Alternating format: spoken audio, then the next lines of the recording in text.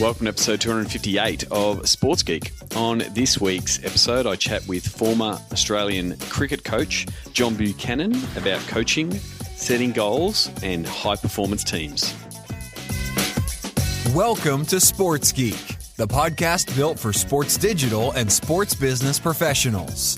And now, here's your host, who once took 4 out of 15 bowling leg breaks as a teenager, Sean Callanan. Thanks, DJ Joel. Yes, it's 4 for 15, not 4 out of 15, but it does show you how standard cricket language that we know in this part of the world is quite foreign to my US friends. So 4 for 15 is taking 4 wickets for 15 runs when I was bowling my leg breaks as a young teenager. They were my best figures as a bowler. I thought I'd use that intro from DJ Joel, even though he may have mucked up the saying, but thought I'd keep it in there because it helps me explain a little bit of cricket to my US friends. My name is Sean Callanan. You can contact me in a number of ways. You can use email, sean@sportsgeekhq.com, or at Sean Callanan on most social media platforms. You listen to podcasts, you might be doing so on sportsgeekhq.com, or you might be listening to it on your favourite podcast network or podcast app. If it gives you the ability to leave a review like Apple Podcast does, please do so. 5 stars only, as my friends at No Dunk say, 5 stars only. Thank you for those who've left a review previously. Before I get into my chat and talk a little bit of cricket and coaching with John Buchanan, just want to talk a little bit about the Patreon campaign.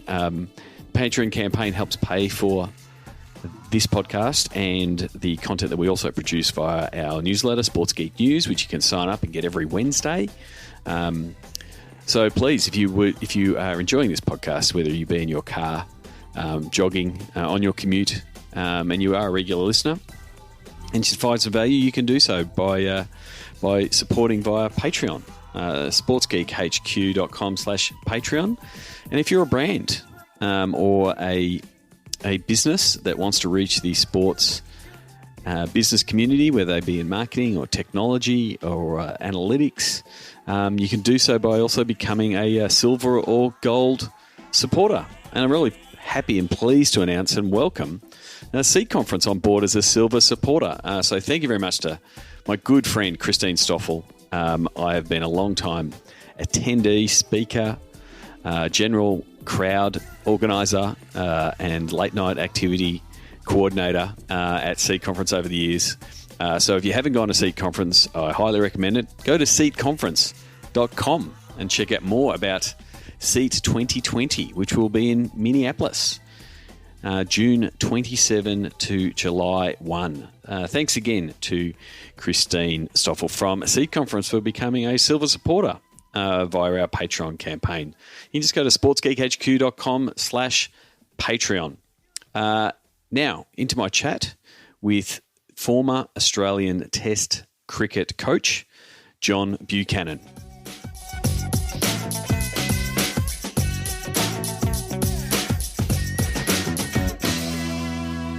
Very happy to catch up with John Buchanan from Buchanan Success Coaching and former Australian Test cricket coach. John, welcome to the podcast. Yes, thanks, Sean. Pleasure to be here, speaking with you.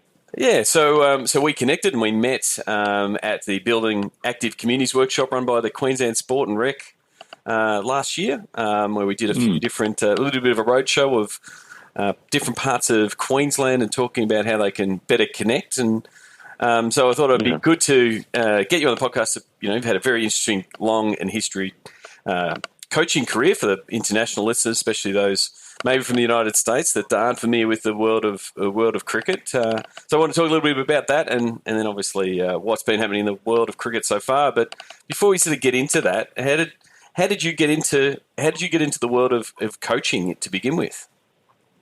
Yes. Well, I suppose probably like a lot of coaches, I never dreamed of being a coach.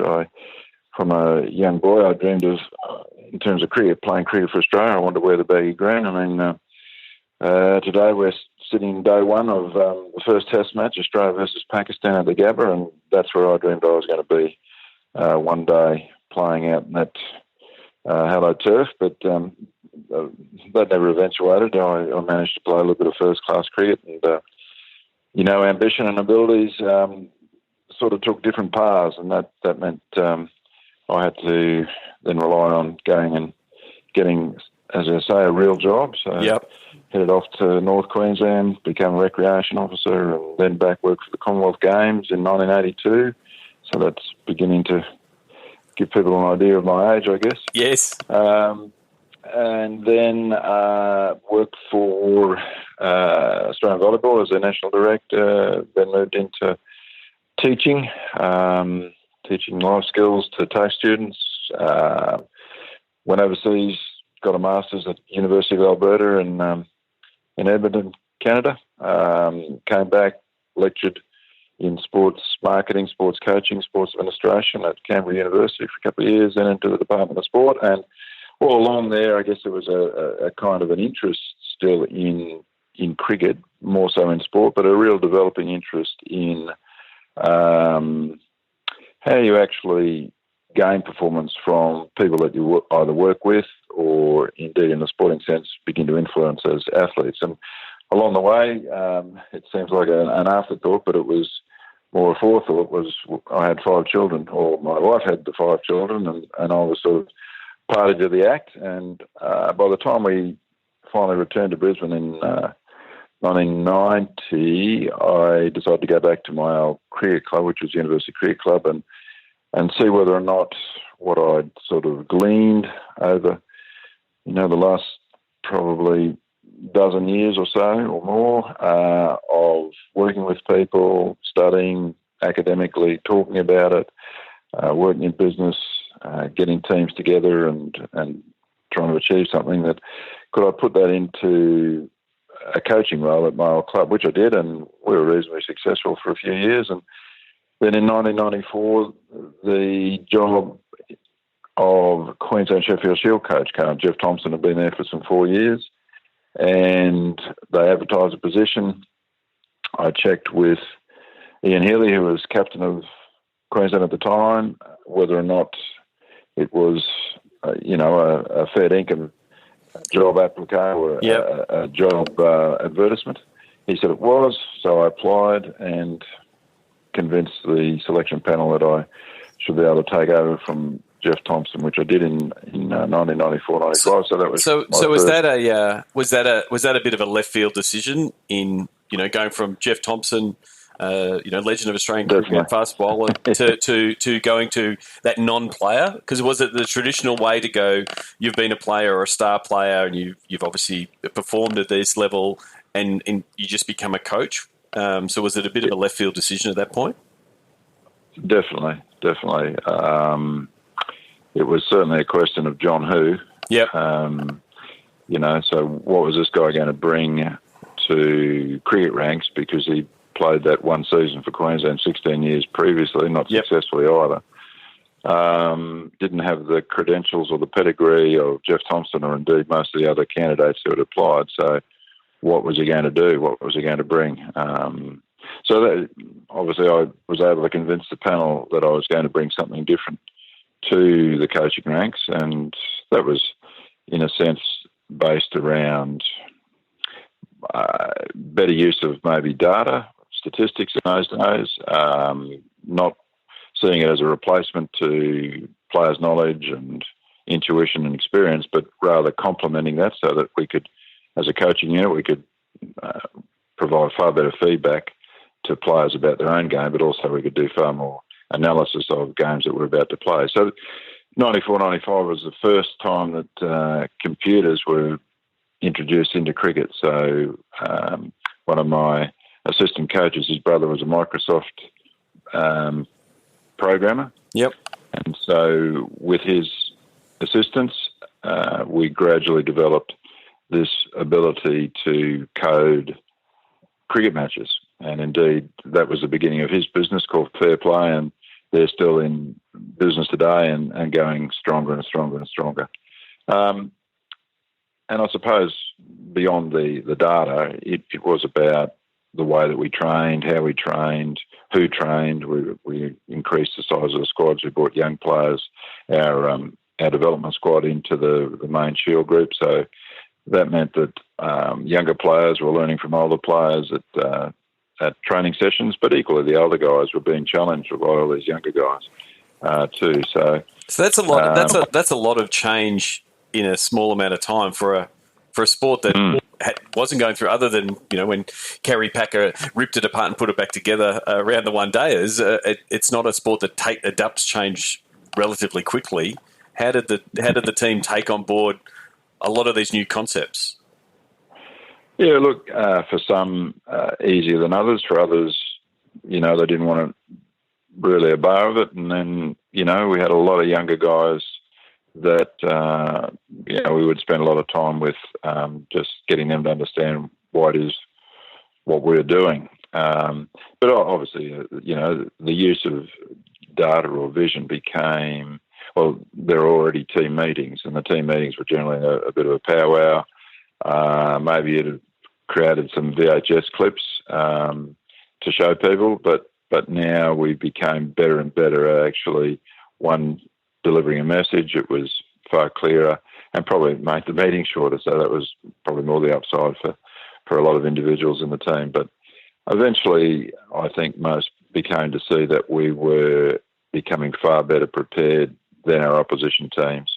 That still doesn't guarantee that you're going to win games, but it just meant that most players walked onto the field knowing that beyond their own technical skills, we were, in a sense, far better prepared for a game than our opposition.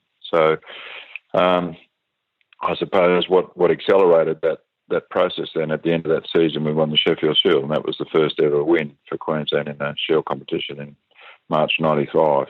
And so, as I say, I think that only allowed us then to reinforce what it is that we'd begun in the beginning of that season, 94-95, and we're able then to keep developing that as my time with Queensland went along. So, I finished with Queensland in 99, and then began with Australia and finished with them in 2007.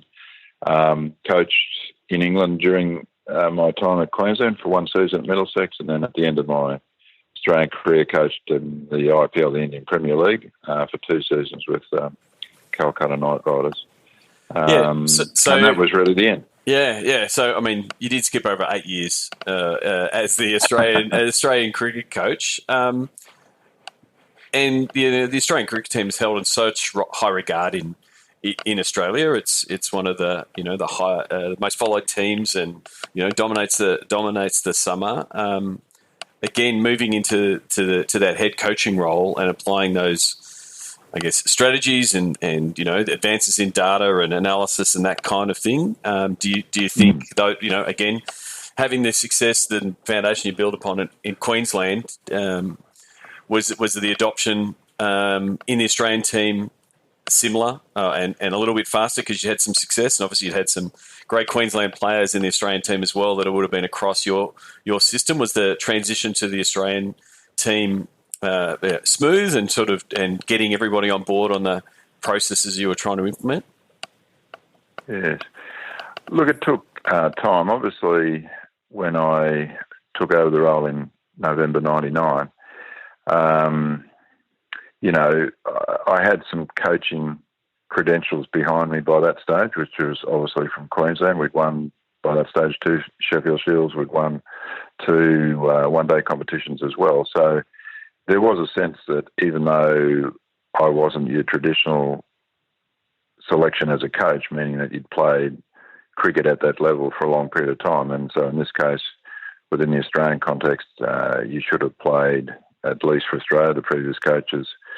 Main coaches were Jeff Marsh, Alan Border did a bit of the stand-in work, and Bobby Simpson. They were the guys before me. So, again, there was a notion that you had to have played at the highest level to be a coach at that level. But I did have my coaching credentials behind me, and I do think one of my strong advocates in the end was Stephen Moore, who had recently just taken over as captain of the side. He'd had a tour to the West Indies and Sri Lanka, where he managed to run into Jason Gillespie on field in Kandy. So he had a mantra of taking the road less travelled, and he could see from what I was doing, and indeed a couple of the games that New South Wales had played Queensland, that we were doing things quite different to state sides, but also probably different to what was happening within the Australian context. And as I said, he had that mantra about taking the road less travelled, so he wanted to make sure that, you know, the Australian team was again going to be doing things maybe that other teams hadn't been doing. So in a sense, we were joined at the hip in that regard. So when I first met the Australian team, I then talked about a concept of Everest, and Everest obviously is top of the world. That's where we would want to be. You know, but to get there, how do we get there? Well, it's going to take a lot of hard work, a lot of planning, a lot of teamwork, a lot of discipline. And at the end of the day, no matter how well we do, you still don't have a guarantee. And I combined that, and with Stephen, we combined that then with the notion of a label, and we used the Invincibles as that label to say, again, by the stage that this group of players, which ended up, for me at least, being 8 years, thereabouts, we would also be given a label because of what we'd done in cricket, hopefully changing the game for the better, or indeed the way that we played. And so that was kind of the picture about where we wanted to be. And the Invincibles, of course, we in that first test match, which happened to be, as I say, November 99, which was against Pakistan, which here it is 20 years on, and Pakistan's playing their first test match here in Australia today as well. You know, we brought one of the Invincibles into the group to present the baggy green cap, which both Stephen and I saw as a very important symbol of what it meant to be an Australian cricketer. And we had that presented to the two debutants in that test match, one being Scott Muller, and the second was Adam Gilchrist making his debut test match-wise. So that began, I guess, a process of what it is that John Buchanan was going to bring to this outfit. I spent the first 9 months or so having a bit of an idea, I thought, about system and process that needed change within the team, but I needed to spend time in the team to really get a feel for how the team dynamics worked. And so we had, I think, 6 test matches here in Australia, Pakistan, India, 3 tests each. I think there was about 10 or 11 one-day games, of which we won all but one. Then we toured New Zealand because it was good to see a team away from home as well, or a squad away from home.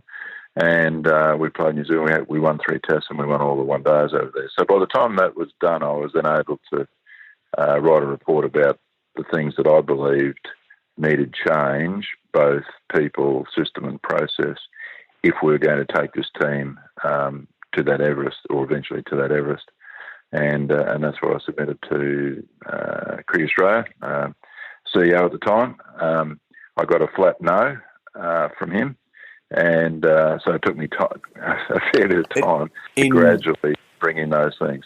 So you'd spend that time effectively coaching and observing to try to figure out where the pieces fit and how the personalities mesh together to try to, and then you were trying to present, well, this is what I believe to be the things we need to do to create a winning team culture. Like, what were some of the key things, or what are some of the things, you know, now in your, we'll talk about your career now, but like, what are the similarities between, you know, 11 blokes or 11 women if they're playing cricket, and the dynamics of a cricket team to, you know, a development team, a content team, a marketing team, sales team? What are the sort of some of the similarities that you're seeing in your business coaching that you saw in strong personalities that you would have had on the Australian cricket team? Yes. Well, look, the first thing is, one of the things that I always try to do is to try to have individuals be their own best coach. So, which means that no matter what the team is, each person has a role in that team. And provided you know pretty clearly what the role is, then if you can perform in that role at or near your so-called personal best, or at least aim for that every day, then that would be a significant contribution to a team result. So to me, that's always a starting point. Does the individual actually understand their role? Do they then understand when they've really done well in that role? And if they can identify when it occurs, what's inside their control that they've used to achieve that sort of result. So the more that, and the closer they can get to that, the more likely it is that they can then begin to replicate those sort of outcomes on a regular basis. And of course, beyond that, if they know that, then they can work out, well, how do I improve that as well? So that's always I think a really important starting point. And these days you could say within a business context, that's your performance appraisals, or that's your weekly meeting with your boss, or whatever that might be. But it must stem from the individual taking greater responsibility and accountability for their own performance, and they need to know how they do that. And then from a coaching point of view or a leadership point of view, they've got to do the same. So the leader must very clearly understand how they lead, how they manage, how they coach.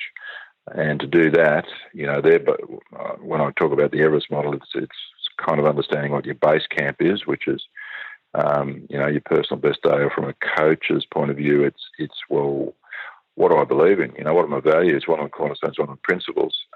Because that's why I do what I do every day. And if I understand that, then I can deliver on that every day, such that the people that I'm coming into contact with, either by way of staff or athletes, or by way of peers, or by way of my bosses, they know who I am. They know what I stand for. And of course, as a coach, that becomes really important, because that then provides you and the athlete or business manager and the staff member with a clearly defined relationship. And that relationship, may be strong or it may be weak, because not everybody, once they understand who you are and what you stand for, may not agree with you, may not like you because of that. But importantly, you deliver on that every day. So you're consistent, and so I think that's the next step from a leadership point of view. And then the next thing that the leaders and everybody in that group needs to do then is, well, we operate in a team environment, and if we are going to, like that Australian cricket team, chase Everest, try and be different to and create new ways of doing whatever it is that we do, such that other people are kind of looking in at us and would like to be able to do the same thing, then it's collectively, how do we harness all our abilities, knowledge, intuition, data, information, system, process to begin to walk in that direction.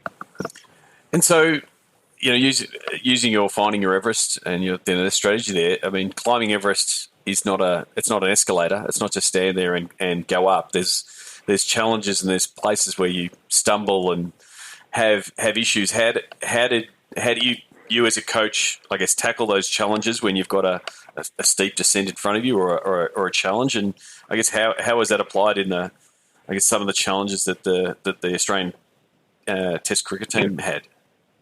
Yeah, look, always. I mean, that occurs almost every moment of every day. It can occur with yourself because, as a coach or a leader, you make some decisions, and hopefully you make plenty of good decisions, but you're always going to make some errors and make some poor decisions. So how do I deal with that? How do I respond to that? Have I delivered on my cornerstones? And if I have, then there's some obstacle there that either between myself and somebody, or between myself and a group, or whatever it might be. So how do I now work out how to either clear that obstacle, or at least work out a way to get round to that obstacle so I can keep moving forward as a leader? And you're doing the same with each individual and the group. And so that, to me, is always a reflective process. And so reflection is so important in everybody's daily life, irrespective of work or sporting life. So that, you're tracking towards where it is that you'd love to be, whatever the vision might be, or the ideal situation might be.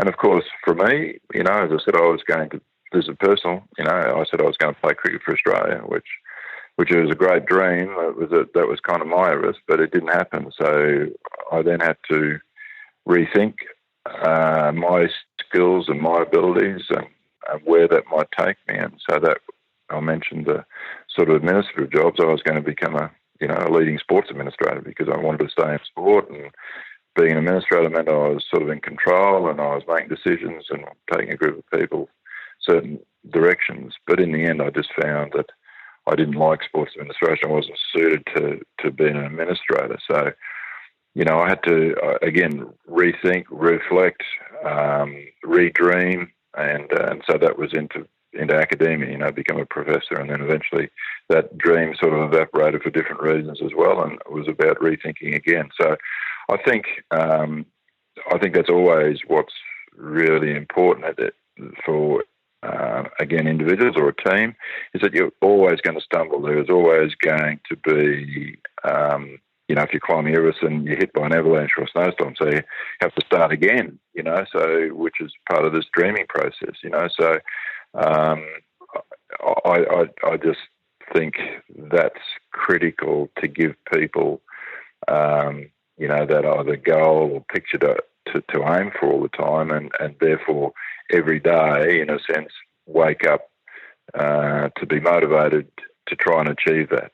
So we lost the Ashes in 2005 with the Australian cricket team in England, and up until that point, I'd been there for 6 years, and we'd won most everything that we attempted. But again, being Australian, and you'd appreciate this, and most Australians do, and I think a lot of other people do. I mean, when you play England, the one team that you cannot lose to is England. And so it was a case of replacing, the coach, changing a whole lot of things around the Australian team. So I had to come back to Australia. Within a few weeks, I had to go to Cricket Australia Board and basically sell to them why I should be retained as coach. So I think three really important questions, and these are reflective questions that anybody can choose to ask themselves at any moment in time, but I think they occur at key moments in your life or in your business life or in your sporting life. So for me, one was, could I still make a real difference with the team? So that, again, going back to the Everest notion about the vision, about where we're going, could I really inspire and challenge a group of people who are very successful to do something, again, different, to keep pushing their boundaries? So that was the first question. Second question then was, well, even if I believed I could do that, do I still have the internal desire to do it? The energy, you're on call 24/7. You're putting together training programs all the time. You're involved in games. You're away from home. You're travelling. You're under the scope of the media quite a bit, although probably a lot more these days with social media, etc. But that second question was, did I really still have it in me to do or to chase that vision, make a difference? And the third question was, had I lost the respect of the players or the senior players? So again, if I answered yes to the first two, because that's a self-reflective process, but then I needed to go to a number of the players and ask that question directly of them, because if they weren't coming on board, or if they didn't give me their support, then it was never going to work anyway. So they were sort of important questions that I asked myself, and that allowed me then to climb again, if you like, or reset the dreams and the pictures and the visions, and take me into to 2007 when we finished up winning the World Cup. I mean, that was one of the questions I had, and you've partly answered there, is when you're running a successful team and you do reach Everest, you do reach that goal, how do you go about, I think Lakers coach and Miami coach Pat Riley sort of calls it the disease of more. Like, you've had the success and everyone wants more things, and their focus sort of phrase. How did you, like, running a successful team, whether it be Queensland or Australia, how did you negate that as a mentality inside the team to say, well, this is what we're now pushing, this is the new heights? How did you mitigate that issue?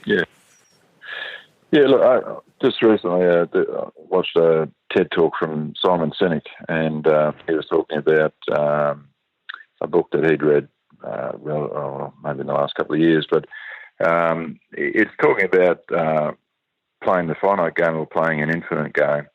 And the finite game is again, a game of cricket. You start at the end of start at the beginning of the day, and at the end of 5 days or 1 day or T20 game, there's a result. So there's a finite period of time. You win, you lose, bang. That's what it's about. But I guess I was always trying to play the infinite game, and that's what I continue to do, and that's what I was doing with the Australian team, and that was that.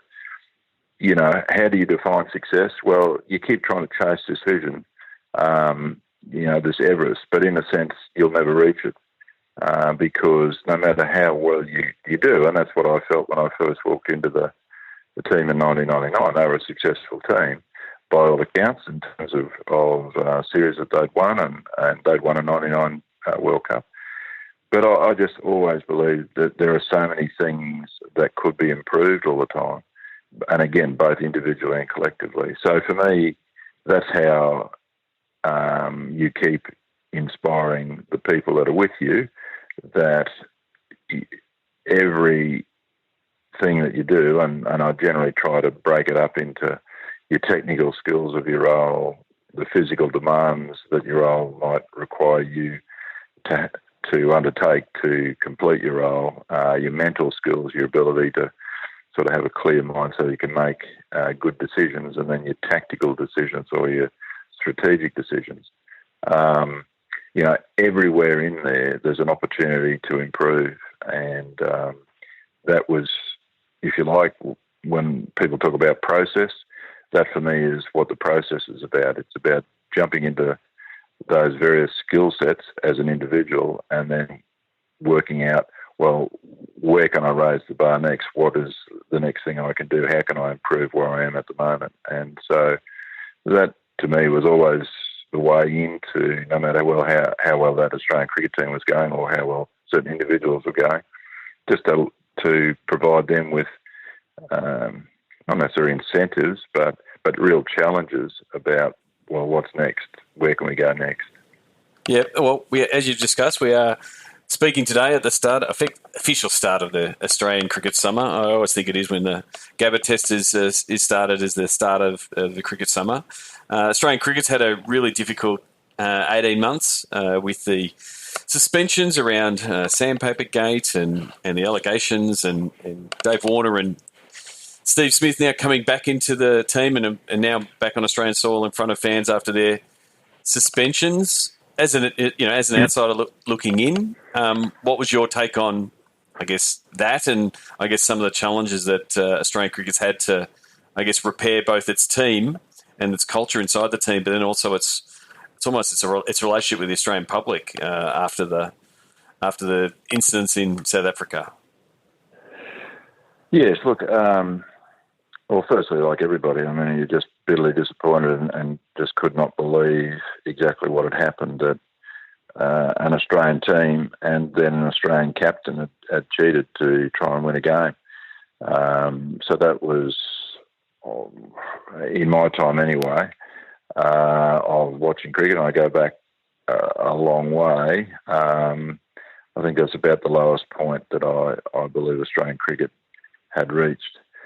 I don't think it was handled all that well initially, but I think the turnaround came when they appointed Justin Langer, they moved to Tim Payne as captain, and they had a couple of reports there that they took certain actions or recommendations from, but they began this process of cleaning up their act.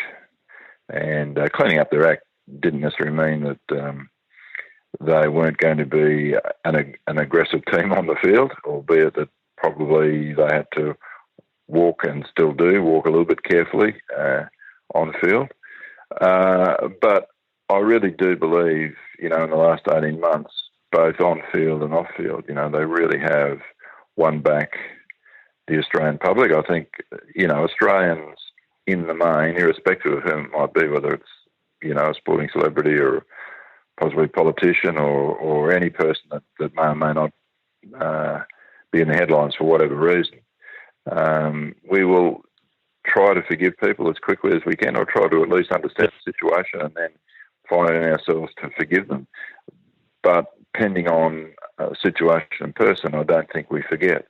And if indeed an Australian cricketer in this case was again found to be guilty of doing something, I think the full weight of the nation would come down upon them, because it's almost a one-strike policy. Once you've done something like this, then there are no second chances. And so I think Cricket Australia then eventually handled it well. I think the penalties that they handed out were appropriate, albeit that they were much higher than what international cricket had set the bar at. And we now I think all enjoying the fact that Warner and Smith are back in the Australian team and playing well. Bancroft is in the Australian squad for this particular Test match, although he hasn't really set the world on fire at this point in time. But, they're all back and playing. I think that's a healthy state for them. It's a healthy state for Australian cricket. And, as you say, start of the summer, start of Test match cricket. Hopefully, we see the results of that on the field in the coming months. And you obviously empathise with Justin Langer coming into that situation, and I guess the repair mode sort of renovation that he's had to do inside the team with the help of Tim Payne to again get the culture right, reset some standards and processes around the team to get back to what I guess things like yourself and Steve Waugh putting the pride in the baggy green and getting back to some of those core values that you would have known in your time. Yeah, look, I think Justin was the right appointment at the time. I think, if we went to the previous coach, Darren Lehman, I think he was the right appointment back in 2013 prior to the Ashes over in England, when the team seemed to be in a real state of chaos and fragmentation. So I think he was a very key appointment. And as I said before, I think Tim Payne as well. But of course, everybody needs to be responsible. And in the end, it's really about those honest team values, your behaviours and the standards that you set should be as high as possible. But that's not just one or two people's responsibility for it to actually be enacted over a period of time. It becomes everyone's responsibility, whether it be support staff or whether it be players on field, selectors within that whole cricket environment. So I think there have been some very, very positive actions and behaviours which has led to really good outcomes. And as I said, I think a really good appreciation from an Australian public that team is doing its best to not only deliver good cricket, but through good actions, behaviours and good people. And so in your career, in your coaching career and working with businesses now, how do you leverage those, I guess, stories and I guess processes around teams to help them become high-performing teams, around setting goals, tracking down those goals, finding their Everests? What are some of the ways that you've applied that to business? Because effectively you've come full circle. You did the 12 years sort of in the outside of cricket, learning from different pieces, and now you're back in the world of business and effectively reversing the stories a little bit. Yeah, that's right.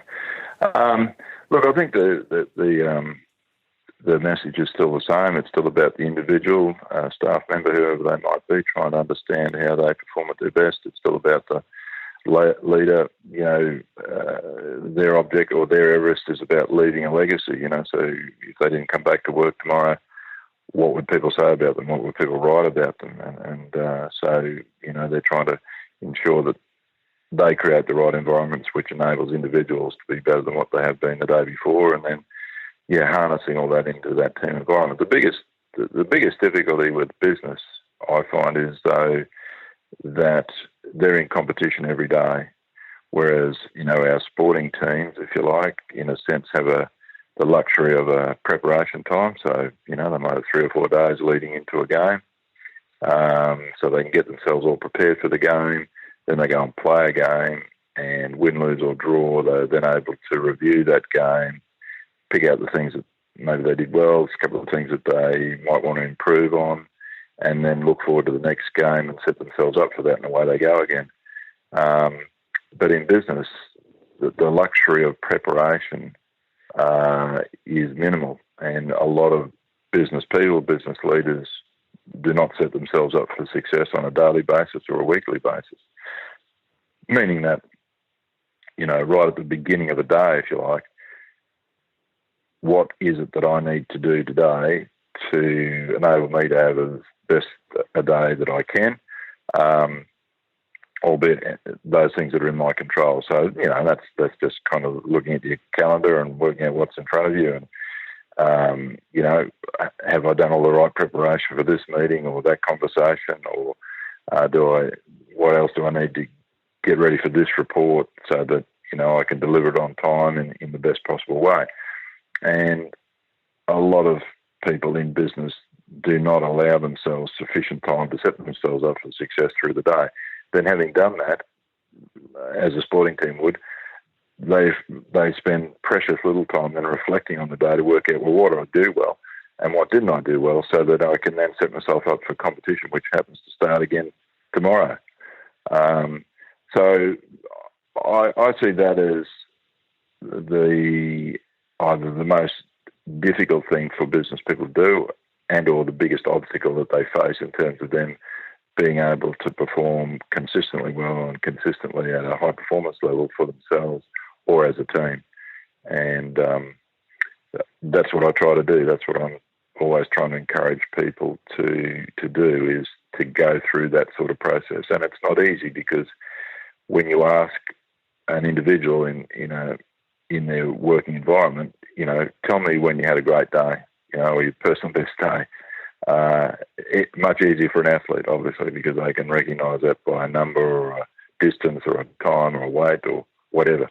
But in business, when did I have a great day or a period of time? So that, because if they can't isolate that, and then if they cannot begin to isolate the things that they did to get them to that outcome, then if we go back to Everest, it's very difficult for them to have base camp sorted. And without base camp sorted, it makes climbing Everest far more difficult.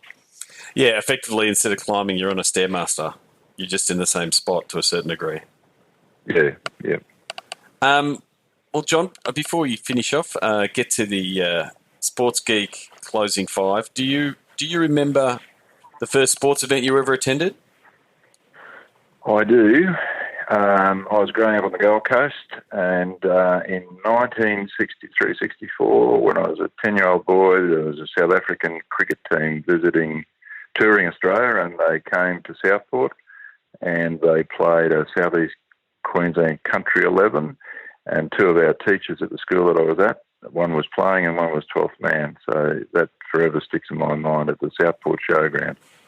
Terrific. And you would have been to a few sporting events and a few different ovals around the world. Do you have a favourite food memory or a go-to food when you're at a match of the cricket? Or yeah, look, always probably love my food, the cricket. But I mentioned I was coaching in England. And I was coaching Middlesex, so our home base was Lords.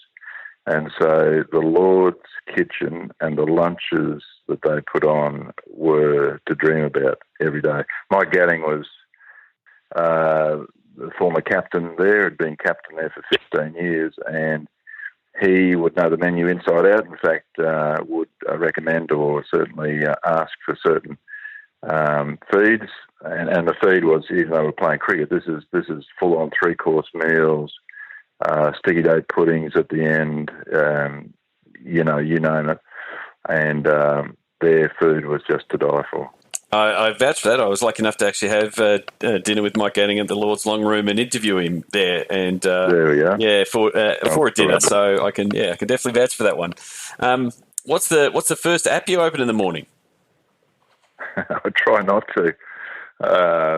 Definitely try not to get onto my phone, but if there is one, I kind of like Tribe, because I follow sport. Tribe is one where you can follow a whole range of sports and get the latest scores all around the world. So yeah, Tribe's a good one, I think. Terrific. And is there someone that you either listen to, follow, read, an author or something like that you suggest that podcast listeners should check out and why? Yeah, look, I reckon I'm pretty eclectic, but I mentioned Simon Sinek before. I just think he's worth a listen to. You know, he probably challenges your thinking a little bit. I think. Start with why effectively is in that. That's right. Starts getting the guy. Yeah. Why, how, what. But at the moment, as I said, he talks about this finite versus infinite games. He's talking a little bit about how you look at momentum and so on. So it's a bit of a build on those golden circles. But yeah, whether you agree with him or you don't agree with him, I think he always poses some interesting questions. Terrific. And what social media platform would be your MVP? Probably LinkedIn, I think. That's where I spend most of my time if I'm on social media. Tends to be where, I guess, the people that I'm these days interested in either conversing with or sharing information with, which is a business area, or indeed a lot of sporting people sit on there as well. So probably LinkedIn. Terrific. And is that the best place for if listeners want to reach out and say they listen to the podcast and they want business coaching or a keynote speaker or someone to talk about coaching teams and getting, around business leadership and those kind of things? Is that the best place for them to reach out to you? Yeah, Buchanan.international is probably the easiest way to find me. Yep. All right. Well, I will have links to John's LinkedIn and buchanancoaching.com where you can find more about John. John, thank you very much for coming on the podcast and all the best for the summer of cricket ahead. I hope you enjoy it. Yes, my pleasure, Sean. I hope you enjoy the cricket as well, and it's down your way. New workshops on audience, content, distribution, valuation, and pitch following Sports Geek's Digital to Dollars process. Go to digitaltodollars.com. Thanks again to John Buchanan. You can connect with him on LinkedIn. It is a platform that he's using quite widely now as part of his Buchanan coaching business. So if you want some help with your teams and understand how they can perform better, please reach out to John. As I say normally, if you have listened, you got some value, please reach out and tell the guests, in this case John Buchanan, that you enjoyed the episode. I'll have the links to his LinkedIn address and also his Twitter, John Buck, BUC. Or you can just simply go to the show notes, sportsgeekhq.com/258.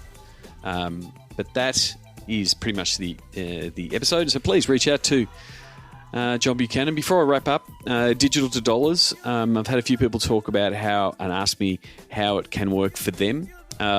It does work, and it can be applied to multiple different businesses in the world of sports. It can be applied for a league, a team, obviously, for a stadium. What does it look like for them? For an athlete, coach, personality, someone that wants to develop their own personal digital brand.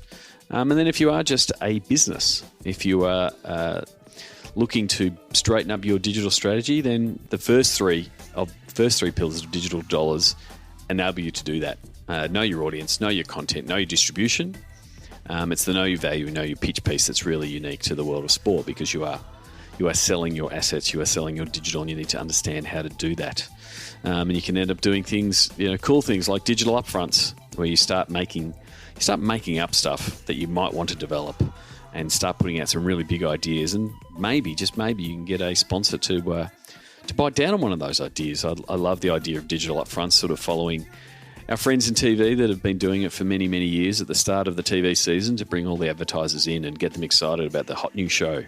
I think there's a real opportunity for sports teams and leagues to do that around the content they're going to create, rather than the Kevin Costner model of we will build it and then they will come. Let's tell them we're going to build it and get them to sponsor it before we've even built it.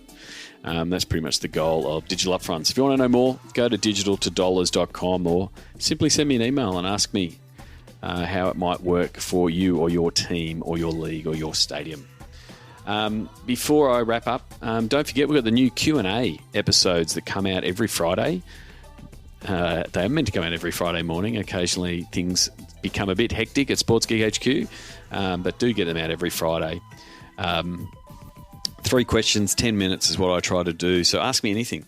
Sponsorship content, sustainability, marketing, technology, stadiums. If you've got a question, I'm happy to answer it. They can be related to the business, or you can just be asking me a question around a favourite movie or a book I've read or a venue I've been to. You ask the questions, I'll answer them. You can just send them in to Sean@sportsgeekhq.com or reach out via social media. Until next episode, don't forget, you can sign up at Patreon and support our podcasting and newsletter efforts. sportsgeekhq.com/Patreon. And until next episode, my name is Sean Callanan, and you've been listening to Sports Geek. Join Sports Geek Nation access to exclusive Slack and Facebook groups with regular Q&A sessions with Sean Callanan. Go to sportsgeeknation.com to join. Need help with your digital rate card? Not sure how to price your assets? Is there a disconnect between digital and commercial? That is where Sean works best, in digital divorce counselor mode. Book a time for a call with Sean to discuss the Sports Geek process. Go to sportsgeekhq.com/phone call. Go to sportsgeekhq.com for more sports digital marketing resources.